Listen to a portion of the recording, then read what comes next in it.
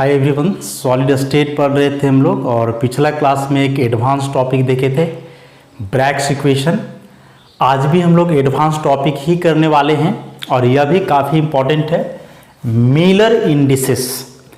Miller indices क्या होता है? तो देखो, लास्ट क्लास में हम लोग इंटरप्लैनर डिस्टेंस कैलकुलेट किए थे और बताए थे क्रिस्टल में जो पार्टिकल्स अरेंज होते हैं वे अलग अलग प्लेन्स में अरेंज होते हैं और दो कंसिक्यूटिव प्लेन के बीच का डिस्टेंस क्या होता है वो हम लोग कैलकुलेट किए थे। अब चूंकि जो क्रिस्टल्स होते हैं या क्रिस्टलाइन सॉलिड, उसमें पार्टिकल्स का अरेंजमेंट होता है 3 डायमेंशनल स्पेस में। तो उस 3 डायमेंशनल स्पेस को यदि हम लोग डिस्क्राइब करें तो ऐसे 3 एक्सिस बनाना होगा। पहले ही बताए हैं 3D मतलब 3 एक्सिस, एक्स वाई जेड।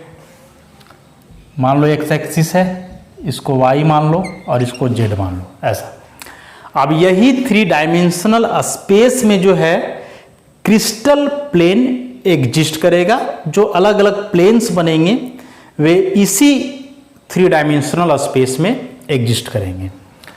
तो मान लें हम लोग एक प्लेन ड्रॉ करते हैं इस 3D स्पेस में,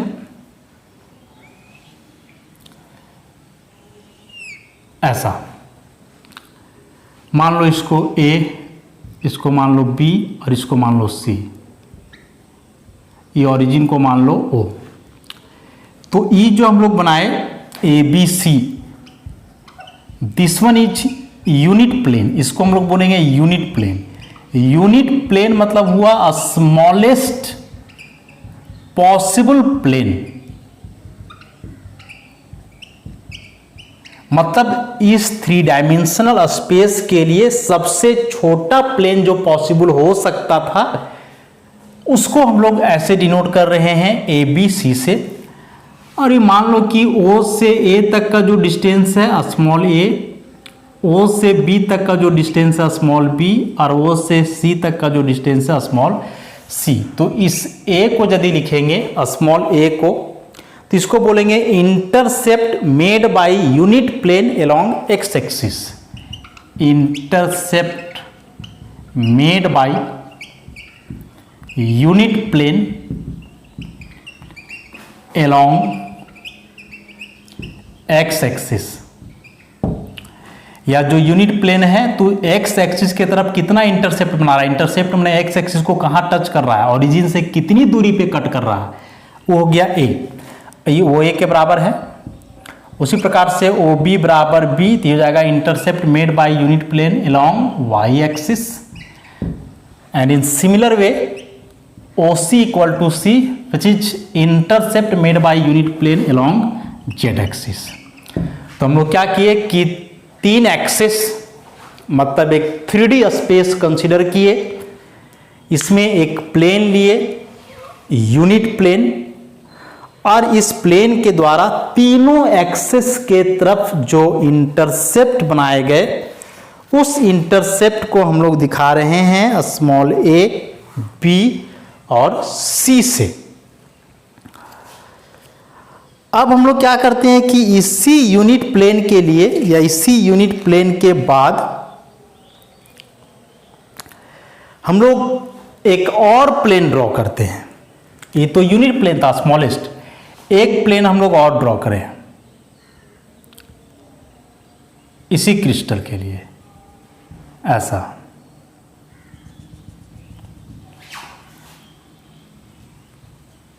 इस प्रकार से ये कोई दूसरा प्लेन हम लोग माने हैं सेम क्रिस्टल में यूनिट प्लेन के बाद। इसको मान लो L, यहां मान लो M और यहां मान लो N, L M N। और इस बारी हम लोग क्या करते हैं कि ओरिजिन से L M और N के बीच का जो डिस्टेंस है, मतलब O से लेकर के L, OL मैंने अगला प्लेन जो ड्रॉ किए उसका इंटरसेप्ट क्या होगा, उसी प्रकार से OM और सेम वे में ON। जैसे यूनिट प्लेन के लिए तो हम लोग कर दिए ना कि ओ ए को मान लिए ए, ओ बी को मान लिए बी, ओ सी को मान लिए सी। तो इसके बाद जो प्लेन ड्रॉ किए यूनिट प्लेन के बाद, तो अब फिर इसका इंटरसेप्ट एक्स एक्सिस के अलोंग क्या होगा, वाई के अलोंग क्या होगा और जेड के अलोंग क्या होगा। तो इसके लिए एक लॉ है, लॉ ऑफ रैशनल इंडिसेस। और ये लॉ ऑफ रैशनल इंडिसेस क्या बोलता है कि यदि किसी क्रिस्टल में यूनिट प्लेन के बाद कोई प्लेन है एग्जिस्ट कर रहा है, तो उस प्लेन का जो एक्सिस के अलोंग इंटरसेप्ट होगा वह यूनिट प्लेन के इंटरसेप्ट का मल्टीपल होगा। और वह मल्टीपल क्या, तो कोई नंबर हो सकता है। जैसे मान लें कि OL को हम लोग लिख दें ऐसे, OL बराबर लिख दें L इंटू ए हुआ यूनिट प्लेन के द्वारा एक्स एक्सिस के तरफ जो इंटरसेप्ट बना, तो ये OL जो अगला प्लेन ड्रॉ किए उसका इंटरसेप्ट क्या होगा, तो इसी यूनिट प्लेन के इंटरसेप्ट का कोई मल्टीपल, और मल्टीपल यहां स्मॉल l है। उसी प्रकार से इसको मान लो MB स्मॉल m और इसको मान लो NC स्मॉल n। तो ये सब जो L, M और N है ये मल्टीपल्स हुआ। मल्टीपल्स मतलब कोई ना कोई उसके साथ मल्टीप्लाई में है, गुणनफल में है। और इसी L, M और N को हम लोग बोलते हैं विस इंडिसेस। मिलर इंडिसेस में भी हम लोग नहीं पहुंचे, विस भी नाम है ऐसा। फिर से एक बार रिपीट करते हैं कि किसी भी क्रिस्टल में या क्रिस्टलाइन सॉलिड में जो पार्टिकल्स का अरेंजमेंट होता है 3 डायमेंशनल स्पेस में, तो उसमें से एक प्लेन को रिप्रेजेंट करने के लिए हम लोग उसका इंटरसेप्ट देखते हैं एक्सिस के अलोंग। 3 डायमेंशनल है तो 3 एक्सिस होगा, तो तीनों एक्सिस के अलोंग इंटरसेप्ट क्या है, उस फॉर्म में उस प्लेन को रिप्रेजेंट करते हैं। जैसे एक क्रिस्टल में बहुत सारे प्लेन्स हैं, तो प्लेन अलग अलग टाइप के होंगे ना, तो उसको कैसे रिप्रेजेंट करेंगे। जैसे मान लो घर में बहुत सारे रूम्स होते हैं, तो रिप्रेजेंट करते हैं ना कि किचन रूम है तो ये बाथरूम है, तो ये डाइनिंग रूम है, तो ये बेडरूम है, ऐसे करके हम लोग उसका नाम देते हैं। तो उसी प्रकार से एक क्रिस्टल में बहुत सारे प्लेन्स एग्जिस्ट करते हैं, तो उस प्लेन को कैसे हम लोग अलग अलग क्लास में डिवाइड करेंगे या अलग अलग तरीके से पुकारेंगे, तो उसको इंटरसेप्ट के माध्यम से, वह प्लेन जो एक्सिस के अलोंग इंटरसेप्ट बना रहा है उसके आधार पे उसको हम लोग कैटेगराइज करते हैं। तो उसके लिए हम लोग एक यूनिट प्लेन लिए जो तीनों एक्सिस के तरफ इंटरसेप्ट बना रहा है ABC। अब यदि इसके बाद कोई प्लेन एग्जिस्ट कर रहा है, तो उस प्लेन का जो इंटरसेप्ट होगा एक्सिस के अलोंग वह यूनिट प्लेन के इंटरसेप्ट का कोई मल्टीपल होगा। और जो भी मल्टीपल होगा यहां गुना में 1, 2, 3 जो भी हो वह विस इंडिसेस कहलाएगा। तो विस इंडिसेस से बात जो है समाप्त नहीं होता है। समाप्त इसलिए नहीं होता है कि जैसे मान लो कि कोई प्लेन हम इस प्रकार से बना है, ये 3 एक्सिस है, और सपोज कोई प्लेन यदि ऐसा हम लोग दिखलाएं, या फिर कोई प्लेन इसमें हम लोग ड्रॉ करें और वह प्लेन सपोज एक्स एक्सिस के पैरेलल आ जाए, ठीक। वाई को तो यहां टच कर ही रहा है तो इसका इंटरसेप्ट हो जाएगा, लेकिन यदि एक्स एक्सिस के ऊपर पैरेलल जाएगा तो एक्स को कहीं भी टच करेगा क्या, नहीं टच करेगा। और जब कहीं नहीं टच करेगा तो फिर इसका इंटरसेप्ट मानना पड़ेगा हम लोगों को इन्फिनिटी। और इन्फिनिटी मतलब कोई इंटरसेप्ट ही नहीं हुआ, कोई मल्टीपल ही नहीं बन रहा है। इसीलिए इस विस इंडिसेस को जो है वैलिड नहीं किया गया, क्योंकि ऐसे भी तो प्लेन एग्जिस्ट कर सकते हैं। इस प्रकार से मान लो कोई प्लेन बन रहा है ऐसा, तब इसको कैसे हम लोग दिखाएंगे, ये तो एक्स एक्सिस के पैरेलल जा रहा है, ये तो कहीं टच ही नहीं करेगा, तो क्या मल्टीपल लगाएंगे इसका हम लोग, कोई मल्टीपल नहीं लगा सकते हैं, कुछ गुना में नहीं लगा सकते हैं, इनफाइनाइट आ जा रहा है। इसलिए विस इंडिसेस को यहाँ से जो है खत्म किया गया। अब इसी के बाद फिर जो है आता है मिलर इंडिसेस। और ये मिलर इंडिसेस फिर कैसे हम लोग लिखते हैं विस इंडिसेस के आधार पे, उसको हम लोग देखेंगे। तो मिलर इंडिसेस लिखने के लिए कुछ रूल्स है। सबसे पहला रूल क्या है कि जो मल्टीपल्स हैं या फिर जो इंटरसेप्ट है तीनों एक्सिस के अलोंग उसको मल्टीपल के फॉर्म में हम लोग लिखेंगे। जैसे मान लो जो यहाँ अभी प्लेन हम लोग दिखाए, दूसरा plane LMN for planes LMN, तो इसके लिए जो इंटरसेप्ट हम लोग दिखा रहे हैं वह बोल रहा है कि यूनिट प्लेन के इंटरसेप्ट का कोई मल्टीपल होगा। तो जो लिखे ही हम लोग LA, ये हो जाएगा MB और ये हो जाएगा NC, ऐसा। उसके बाद क्या करना है कि सब जो मल्टीपुल है L, M और N, इस सब का रेसिप्रोकल लिया जाता है। मैंने 1/L, 1/M और 1/N, और फिर इस सब का हम लोग क्या करते हैं कि सिंपलेस्ट होल नंबर रेशियो के फॉर्म में लिखते हैं, सिंपलेस्ट होल नंबर रेशियो। और कैसे सिंपलेस्ट होल नंबर रेशियो के फॉर्म में लिखते हैं, इसी को कुछ एग्जांपल्स के माध्यम से हम लोग समझते हैं। इसके पहले सबसे पहले जानो कि जो मिलर इंडेक्सेस है इसका कुछ रिक्वायरमेंट है। पहला कि कभी इन्फिनिटी नहीं हो सकता है, फ्रैक्शनल कभी नहीं हो सकता है, और मिलर इंडिसेस जो हम लोग किसी प्लेन के लिए निकालते हैं हमेशा होल नंबर होगा। वह बतलाएगा उस प्लेन के डायरेक्शन को 3 एक्सेस के अलोंग, एक्स, वाई और जेड के अलोंग। और मिलर इंडिसेस को हम लोग रिप्रेजेंट करते हैं एच, के और एल से। एच एक्स एक्सिस के तरफ का इंटरसेप्ट हुआ, मतलब ए का मल्टीपुल, के हो जाएगा बी का और एल हो जाएगा सी का। तो इस एच, के, एल को ही हम लोग बोलते हैं मिलर इंडिसेस, जो ना तो कभी फ्रैक्शनल होगा ना तो इन्फिनिटी होगा, और यह बतलाएगा उस प्लेन के डायरेक्शन को तीनों एक्सिस के तरफ, एक्स, वाई और जेड के तरफ। तो कुछ एग्जाम्पल्स हम लोग देखते हैं अब कैसे मिलर इंडिसेस फाइंड आउट करते हैं। एग्जामिनेशन में मिलर इंडिसेस फाइंड आउट करने के लिए ही आएगा, तो उसी को हम लोग देखते हैं।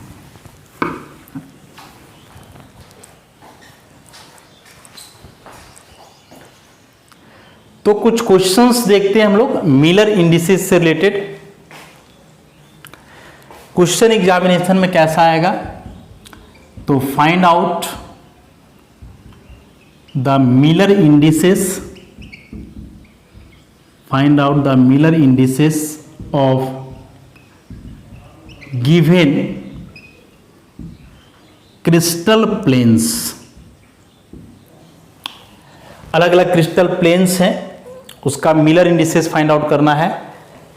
सबसे पहला A/2, B और C/3। ठीक, एक प्लेन है, इसका मिलर इंडिसेस फाइंड आउट करना है। सबसे पहले क्या बोले, इसको मल्टीपल के फॉर्म में लिखो, ऐसे लिख सकते हैं 1/2 इंटू A, 1 इंटू B और 1/3 इंटू C। अब जो ये सब मल्टीपुल है इसको लो, जिसको हम लोग क्या बोलेंगे, इंटरसेप्ट। तो इंटरसेप्ट यहाँ से हो गया 1/2, ये हो गया 1 और ये हो गया 1/3। इसके बाद क्या करना है, सारे इंटरसेप्ट का रेसिप्रोकल लेना है, उलट देना है। ये 1/2 है तो 2/1 हो जाएगा, ये 1 है तो 1 ही रहेगा, और ये 1/3 है तो 3/1। तो नीचे वाला 1 को हटा दो, कोई फर्क नहीं पड़ेगा। तो ये आ गया क्या, 2, 1, 3। और इसी 2, 1, 3 को हम लोग बोलेंगे मिलर इंडिसेस। तो ये जो मिलर इंडिसेस है, जिसको हम लोग एच, के, एल से रिप्रेजेंट कर रहे हैं, ये हो गया 2, 1, 3। और जब मिलर इंडिसेस को रिप्रेजेंट करते हैं तो याद रखोगे यहाँ कोई कॉमा डॉट नहीं होता है, 2, 1, 3 पढ़ेंगे, इसको 213 नहीं पढ़ेंगे, 2, 1, 3। मिलर इंडिसेस या एक प्लेन को रिप्रेजेंट कर रहा है, जिस प्लेन का इंटरसेप्ट 1/2, 1 और 1/3 है along x, y and z axis respectively. अगला हम लोग लेते हैं A3B इंफिनिटी। ऐसा कोई क्रिस्टल प्लेन है, इसका मिलर इंडिसेस फाइंड आउट करना है। तो सबसे पहला इंटरसेप्ट लिखो, आई इंटरसेप्ट है तो इसका इंटरसेप्ट 1, मैंने बगल में कॉफिशिएंट, इसका 3 और ये तो इंफिनिटी ही है। फिर रेसिप्रोकल, तो 1/1, 1/3, उलट देना है ना, जैसे अभी 3 है तो उल्टा करके लिखोगे तो 1/3, अभी 3/1 है, उलट देंगे तो क्या हो जाएगा, 3 नीचे चला जाएगा। और इसको लिखेंगे 1/∞। तो 1/1 तो 1 ही हुआ, ये 1/3 और 1/∞ को लिखते हैं 0। तो इसको हम लोग मिलर इंडिसेस नहीं बोलेंगे। क्यों? क्योंकि हम बतलाए मिलर इंडिसेस फ्रैक्शनल में नहीं होना है, तो इस फ्रैक्शन को हटाना होगा। तो कैसे? तो ये जो नीचे में डेनोमिनेटर है इससे सबको मल्टीप्लाई कर दो, तो 1 इंटू 3 हो जाएगा 1/3 इंटू 3 हो जाएगा 0 इंटू 3, तो ये जाएगा 3, ये कट जाएगा तो 1 और ये जाएगा 0। तो यही इसका मिलर इंडिसेस हुआ, MI मिलर इंडिसेस, जिसको हम लोग रिप्रेजेंट करते हैं HKL, जो कि बराबर हुआ 310, 310 नहीं 310, या एक मिलर इंडिसेस हुआ किसी पर्टिकुलर क्रिस्टल प्लेन का। उसी प्रकार से अगला हम लोग ले कोई क्रिस्टल प्लेन, जैसे मान लो कोई क्रिस्टल प्लेन है 1A 2B 3C, ठीक। सबसे पहले इंटरसेप्ट, इंटरसेप्ट मतलब जो मल्टीपल है, तो A का मल्टीपल 1, इसका 2, इसका 3, उसके बाद रेसिप्रोकल उल्टा, तो 1/1 1/2 1/3। तो इसी रेसिप्रोकल को बोलते हैं मिलर इंडिसेस, लेकिन वह फ्रैक्शनल में नहीं होना चाहिए। जैसे यहाँ हम लोग रेसिप्रोकल किए तो डायरेक्ट होल नंबर आया, तो इसी को लिख दिए, लेकिन यहाँ जब रेसिप्रोकल किए तो होल नंबर नहीं आया, फ्रैक्शनल आ गया। तो इस फ्रैक्शन को हटाना है। कैसे हटाओगे फ्रैक्शन को? तो देखो यहाँ एक ही नंबर फ्रैक्शनल से था, तो जो इसका डिनोमिनेटर था उसी से सबको मल्टीप्लाई कर दिए। यहाँ दो फ्रैक्शनल नंबर है, तो इस केस में क्या करोगे? दोनों का एलसीएम लो लोगे, मैंने जितना भी टर्म है ना, जैसे यहाँ नीचे 1 है 2 है 3 है, तो 1 2 3 का एलसीएम ले लेना है। तो तीनों का एलसीएम कितना आ जाएगा? एलसीएम ऑफ 1 2 और 3, तो इस सिंपली मल्टीप्लाई कर देंगे ना, 6 एलसीएम जैसे हम लोग निकालते हैं वैसे। अभी जो एलसीएम आएगा उस एलसीएम से सबको मल्टीप्लाई करना है, तो 1 इंटू 6 ये हो जाएगा 1/2 इंटू 6, ये हो जाएगा 1/3 इंटू 6, तो ये रहा 6, ये कट जाएगा 3 और ये 2, तो मिलर इंडिसेस हो गया HKL 6 3 2। समझ गए? यदि तीनों इंटरसेप्ट का रेसिप्रोकल फ्रैक्शन में आता है, तीनों फ्रैक्शनल ही रहे, तो तीनों का जो डेनोमिनेटर है उसका एलसीएम लेंगे और उस एलसीएम से सबको मल्टीप्लाई कर देंगे, तो फिर वह सिंपल होल नंबर आएगा और वही फिर कहलाएगा उस प्लेन के लिए मिलर इंडिसेस। कुछ नेगेटिव टर्म भी हैं, उसको हम लोग देखते हैं। जैसे अगला प्लेन मान के चलो रहे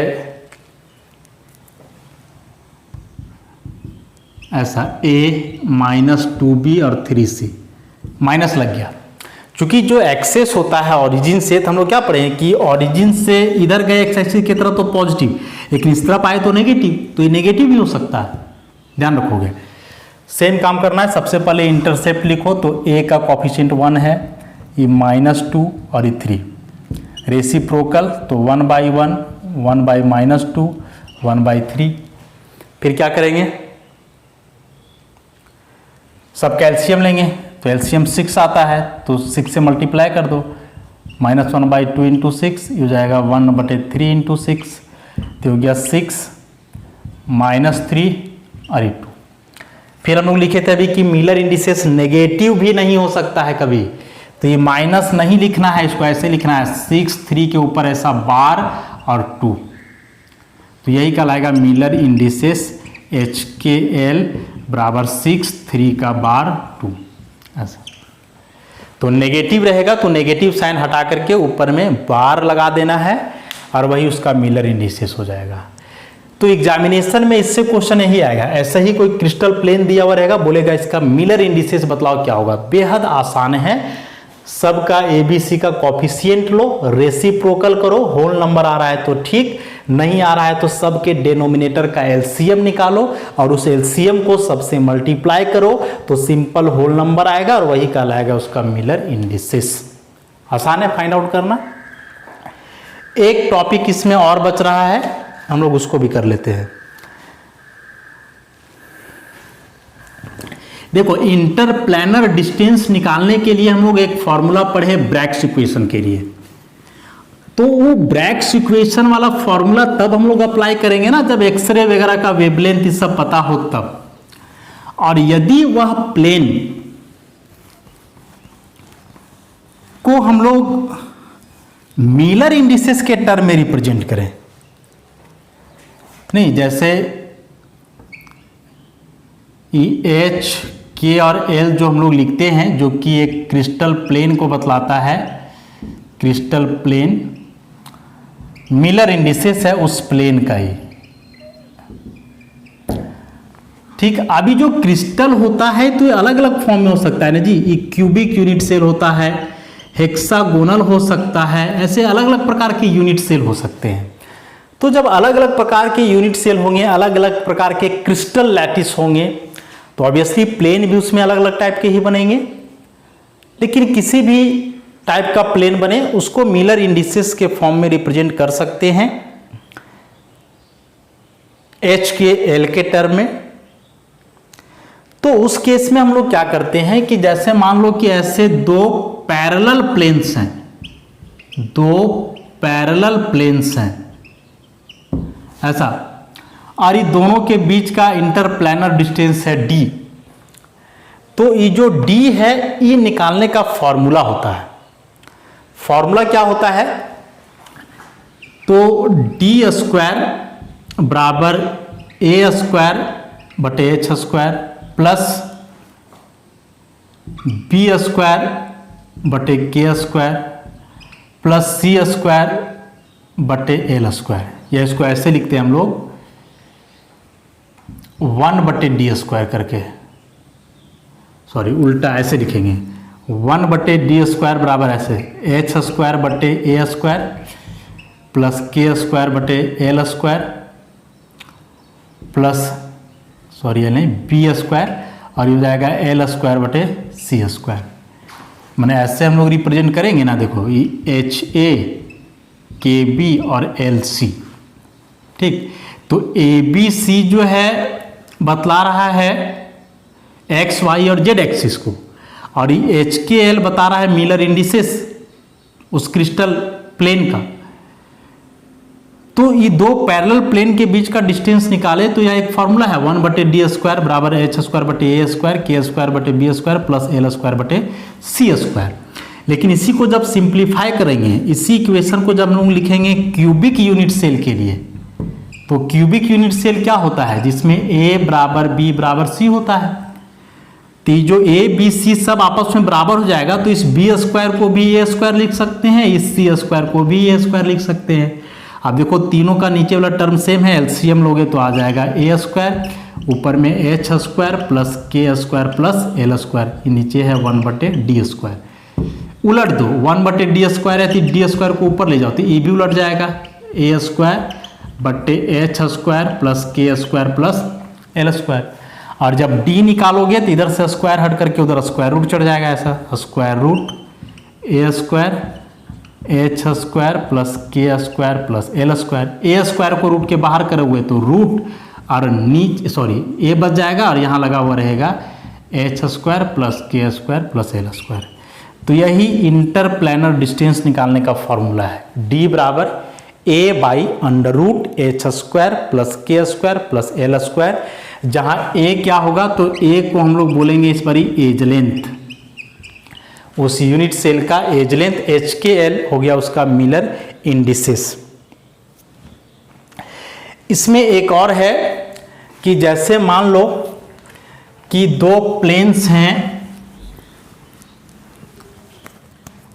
दो अलग अलग प्लेन्स H1 K1 L1, ये सब मिलर इंडिसेस है। दूसरा है H2 K2 L2, ये दो अलग अलग प्लेन जिनका मिलर इंडिसेस है। तो ये दोनों प्लेन के बीच का जो एंगल होता है कॉस थीटा के टर्म में हम लोग लिखते हैं, और इसका फॉर्मूला होता है H1 H2 plus K1 K2 plus L1 L2 by under root H1 का स्क्वायर K1 का स्क्वायर प्लस L1 का स्क्वायर, फिर से अंडर रूट H2 का स्क्वायर प्लस K2 का स्क्वायर प्लस L2 का स्क्वायर। तो यही दोनों फॉर्मूला याद रखना है, एक ही डिस्टेंस निकालने वाला और दूसरा एंगल निकालने वाला। अरे दोनों फॉर्मूला याद रखोगे तो इसी के आधार पे कुछ क्वेश्चंस एग्जामिनेशन में आएंगे जिसको हम लोग आसानी से बना सकते हैं। तो एक दो क्वेश्चन हम लोग प्रैक्टिस करके देखते हैं, इस पे समझ में आएगा। चूंकि एडवांस टॉपिक है तो ये सारे टॉपिक से रिलेटेड क्वेश्चंस एनसीईआरटी बुक में नहीं मिलेंगे। एनएन सिन्हा बुक में जो है क्वेश्चन है इस टॉपिक से रिलेटेड, ब्रैग्स इक्वेशन या फिर एंगल हो या फिर मिलर इंडिसेस के फॉर्म में हो, तो वहाँ से प्रैक्टिस कर सकते हो, या फिर और भी कोई कंपटीशन के लिए जो एडवांस बुक होता है उससे। तो कुछ क्वेश्चंस हम लोग कर लेते हैं। एक फार्मूला और था ना, cos थीटा बराबर h1 h2 plus k1 k2 plus l1 l2 बटे अंडर रूट h1 का स्क्वायर प्लस k1 का स्क्वायर प्लस l1 का स्क्वायर, फिर h2 का स्क्वायर प्लस k2 का स्क्वायर प्लस l2 का स्क्वायर। तो इस पे हम लोग एक न्यूमेरिकल करें, क्वेश्चन समझ में आएगा कैसे एग्जामिनेशन में आता है। एक तो मिलर इंडिसेस निकालने आएगा, वो तो बेहद आसान है।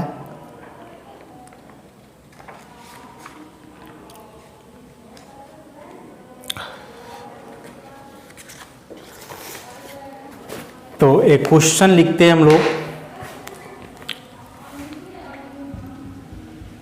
Find out the angle between two planes of a cubic unit cell which are represented by 1a 2b 3c and ab infinity। ये दो प्लेन्स हैं, इन दोनों के बीच का एंगल निकालना है।